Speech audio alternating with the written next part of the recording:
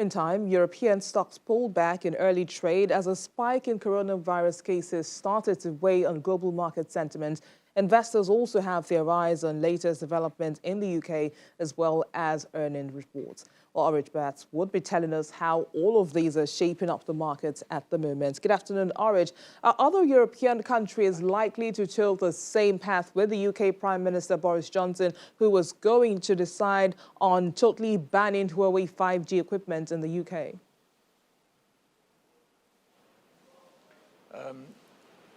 Yes, Boris Johnson, the British Prime Minister, has banned Huawei from the British 5G telecommunications network. He said that it has to be removed from the network by 2027.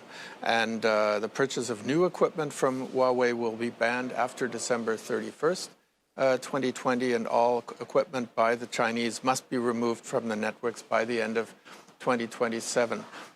This decision was expected today. It was already alluded to by the culture minister, and he explained the change in policy by the sanctions imposed by the United States, which apparently now changed also the security assessment in the UK. Now, Huawei 5G equipment has already been banned in other countries, Australia starting as early as 2018, New Zealand and Canada also effectively banning the equipment. Germany's decisions, interestingly, won't be coming until September. But the large operator here in Germany, Deutsche Telekom, the German government is still a shareholder, by the way, is strongly lobbying for continuing to use Huawei 5G equipment simply because of its technological qualities. Earnings season starts in earnest in the USA. 3 major banks reported results. An event also closely followed in Europe. What did the results look like and how did investors in Europe respond? All right, Orich is back with us to tell us more about what's happening in the European scene. Just before we lost you earlier, Orich, you were talking about earnings season, which actually starts in earnest. Tell us how the investors in Europe are responding.